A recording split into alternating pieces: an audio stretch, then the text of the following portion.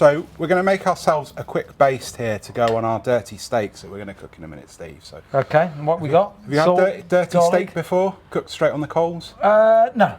Not intentionally. I've read your book. I still can't get my head around it, so I need to see it to believe it. And taste it as well. More importantly, not just looking. So we're going to get some garlic here. So we're going to make a base to go on the steak. So a marinade is before you start cooking, a sauce towards the end or after. Yeah. But there's a lovely bit in the middle called a baste. Okay. And you baste it on as it's cooking, so it's wonderful. Brilliant. And it's really simple. So we get some nice fresh herbs. So I've got some rosemary and some thyme in there, and some flat leaf parsley, just chuck that in. But if you've got some oregano, fine, no problem. Just use some nice fresh herbs. Anchovies. You want to squeeze a lemon in? So juice of a lemon there. Yeah.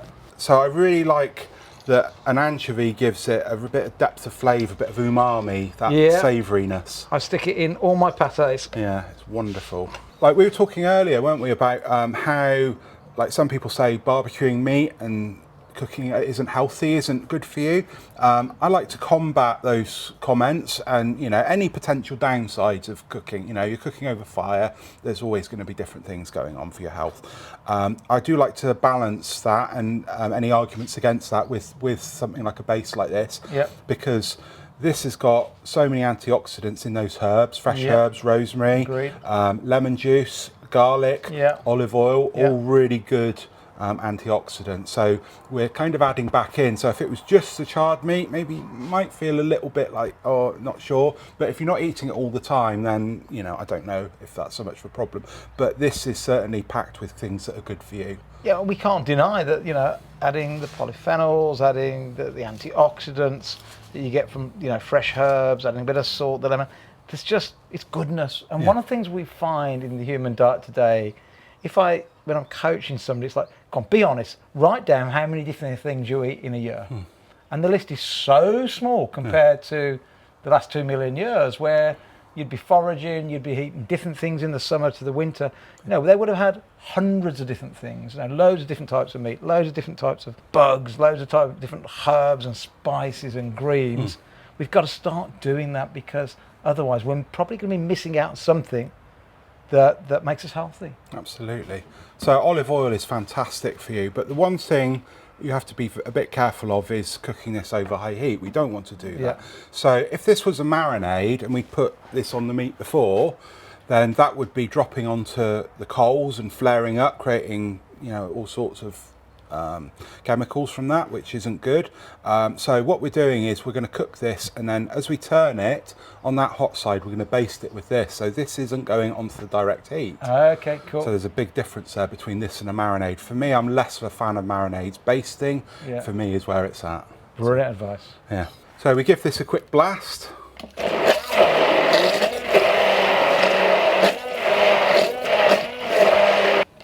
Kind of emulsifies everything together. A little taste. Have a little taste of that on the back of your herby. That tiny 1 litre of anchovy, when you know what that flavour of anchovy is, comes through. The salt's there, the lemon's there. It's gorgeous. So Steve, we've made our baste up, not a marinade. Yeah. Because we're going to put that on while it's cooking. Smells great. Herby, garlicky. We need our steak now. So this is not a particularly common cut. This is a hanger steak, it's called. And technically it's offal because it's from the inside of the rib cage. Oh, okay. Yeah, but it's a beautiful steak and it's wonderful. And it's the diaphragm muscle of the cow, so it does a lot of work. It pulls that diaphragm to make the cow breathe. You can see there's 3 sort of parts. There's a thick side of the steak, a thinner side, and then this bit here is a really strong sort of sinewy tendon bit. So all we do is run a sharp knife either side of that. Yeah, you're just taking that out. Taking that out, that sinewy bit. So I'm not a butcher, but I've done plenty of these, and it's pretty, it's a bit fiddly, but after a while you get used to it. And this is the first thing that I do, first recipe I do on my sort of beginners, my fundamental class here at the barbecue school. And I love this because it's kind of a bit of theatre really, and a bit of shock really when you drop the steak straight into the coals. And do you have to have this steak if you're going to do dirty cooking, or can you use regular steak, or Is this the best suited for some reason? This is the best suited steak I've ever done with it. It's not got a lot of fat in, so venison is particularly good as well. So venison backstrap is perfect for this as well. But you can see, unlike a ribeye or something, or a sirloin, this hasn't got so much fat. It's also not particularly thick. Yeah. So it just works really well, and it's got lots of flavour. It's really soft as well. Yeah, the texture. It's got a lovely, almost like liver-like quality, because it is offal, but it's beautiful, beautiful steak. And it's normally 10 or 12 pounds a kilo. It used to be 4 or 5 pounds. That's because people like you have made it popular. Exactly. People like me have been making it popular, and normally this would end up in pies and pasties and things like that, and slow braise. But I found that cooking it straight on the coals or over really high heat, it comes out amazing as well. So brilliant. So that's what we're going to do. Take these over here. Do you want to grab the base? Yeah, let's do that. So for dirty cooking, we need a nice level bed of hot embers. Yep. So you can see those have whited out. They've got ash on the surface. Yep. I'm going to blow towards you, but straight on the coals like that. Well, this is the bit I was so sceptical about when I read your book. Thank you. I bet you're looking at this thinking it's going to be covered in ash. It's going to be not very nice, maybe a bit gritty and ashy and not very nice. I promise you, completely the reverse. You'll be surprised when you see this. The key to using this technique is to use the absolute best charcoal or hardwood embers. You can't use briquettes for this. You can't use garage poor quality charcoal. This has to be your best lumpwood charcoal, really. Okay. And you haven't put anything on it? No, nothing on. So salt will draw moisture out straight away, and with this technique, moisture on the surface will stop a good sear. Pepper, as we've already talked about, will burn. So pepper over high heat will burn. And olive oil, so this has got lots of olive oil. If I put this on first as a marinade or something, it burns. And that smoke isn't particularly nice. Normally if you put your cast iron pan in the house and you cook your steaks in it, you put oil in first, or oil on the steaks, you get clouds of smoke. That's the oil burning, it's not the steak. Right. You set the fire at the smoke alarms and the fire been there, alarms done off. that many a time. But actually there's this technique, there's only a little bit of smoke coming from it, and that's just from the little bits of fat on there, the meat as it sears. You're actually slowing down the coals a little bit. Can you see where the steak's at? It's actually turned black on the actual coal. On the coal, because we're restricting the air that gets to the coal. So it's actually a really gentle technique, but it produces a lovely sear, because that, you can't get your hand anywhere near, can you? I mean, you have a feel. Oh, super hot. And again, you've told us once before, but one more time, what type of meat best suits dirty cooking? Definitely steaks like this, like the hanger steak, skirt steak, bavette, things like that. I've done this with like a 200-pound Chateaubriand fillet steak, and it worked really well. But you've got to have cooked it slowly to get it up to temperature, because if we cook a thick steak, really thick steak on here, straight on the coals, then by the time it gets up to where we want it, rare, medium, whatever, the outside will be completely burnt and gone. So what we'd need to do is cook it slowly off the heat, and then we could give it what's called a dirty finish, straight on the coals towards the end, just to give it that lovely extra edge of caramelisation.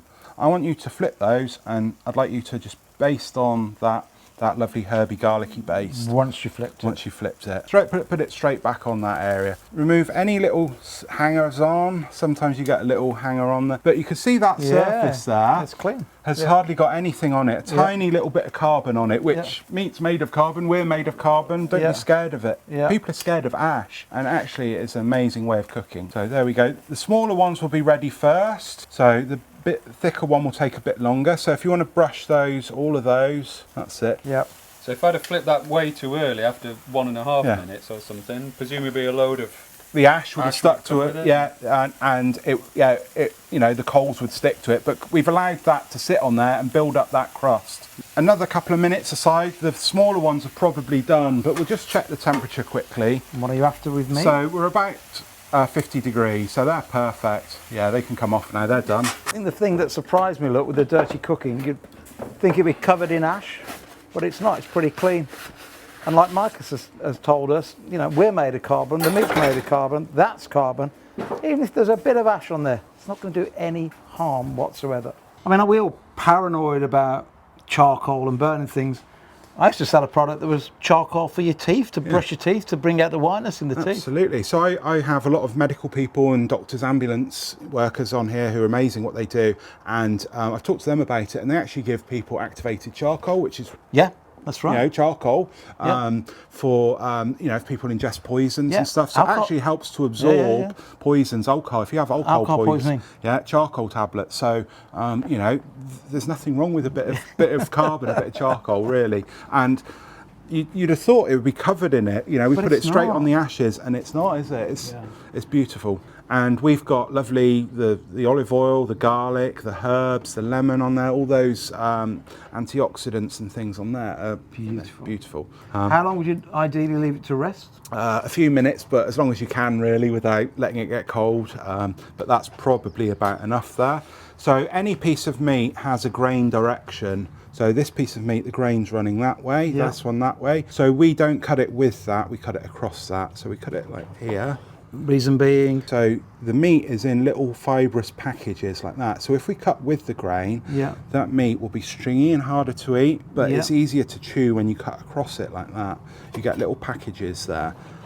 And does that look okay cooked for you? Great. So this is a very cheap cut. This is about sort of 10 to 12 pounds a kilo. Instead of most expensive steaks, 50, 60 quid a kilo. That is, it melts. Yeah. Oh my God. So this is normally cheap pasty steak. Oh, that is beautiful. But look at that. Does that look cooked perfectly or not? So that's nice, rare to medium rare. The thicker bits can be a bit rarer. The thinner bits more medium rare, medium. That's good.